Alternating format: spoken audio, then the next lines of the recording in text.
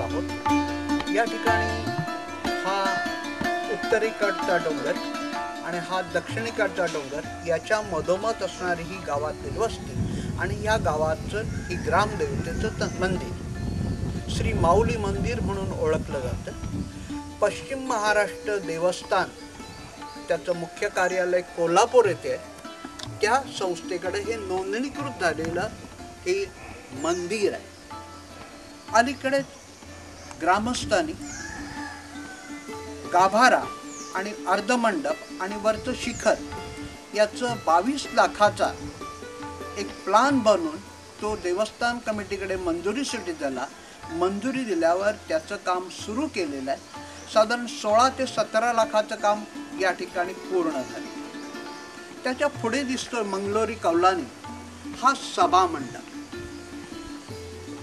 खान कंपनीची ही कंपनी सांगते की आम्ही या गावासाठी एक सांस्कृतिक केंद्र उभारू। आजच गेले कित्येक वर्षे या डोंगरपालातील सांस्कृतिक धार्मिक सभा वेगवेगळ्या गोष्टी किंबहुना लग्न आदी कार्यक्रम ह्या सभा मंडपामध्ये केल्या। आजच अस्तित्वात असलेला हा सभा मंडप या मायनिंगच्या पायथ्याशी आहे। या भूमी आम्ही जेथे बसलेलो आहोत हे मंदिर आहे, ही देखील भूमी खनिज भूमी म्हणून दाखवण्यात आली आणि खनिजाचं सीमांकन इथे लगतच केलेलं आहे। अशा प्रकारे या डोंगरात जर खनिज उत्खनन झालं तर ही ग्रामदेवता तिचा मंडप सांस्कृतिक मंडप ह्या गोष्टींचा प्रश्न काय?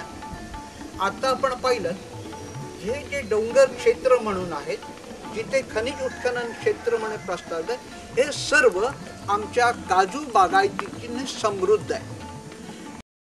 संपदा जलस्रोत याने संपन्न आहे, वन वन्य पशु याने देखील संपन्न आहे आणि त्याच्या लगतची ही वस्ती आहे। या वस्तीमध्ये शाळा आहेत, अंगणवाडी आहेत, ही संपूर्ण वस्ती आहे।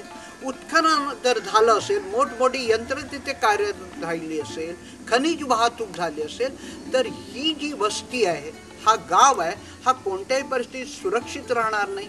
यांना कोणतंही स्वास्थ्य लाभणार नाही, आरोग्याचे प्रश्न निर्माण होणार आहेत, पाणी मिळणार नाही, शेतीवाडी ही सर्व निघून गेल्यावर जो काही गाव राहील तो गाव दोन्ही डोंगर गेलेले आणि मध्यवस्तीपुरतं कदाचित राहिला तर, आणि तेव्हा हा डोंगरपाल गाव हा एक काळं बेट म्हणून शिल्लक राहील।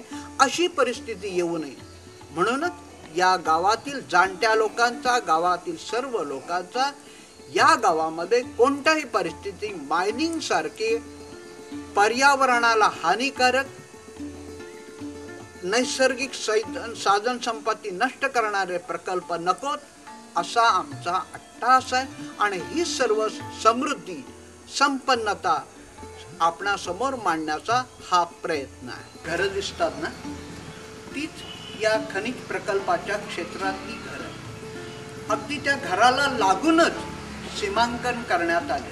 तिथे ज्या केळी वगैरे दिसतात त्याला लागूनच खनिज सीमांकन।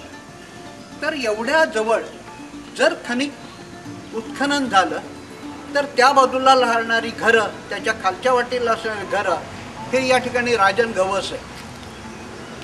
ह्या राजन गवसांचं जे घर आहे त्या घरामध्ये साधारण किती लोक आहेत?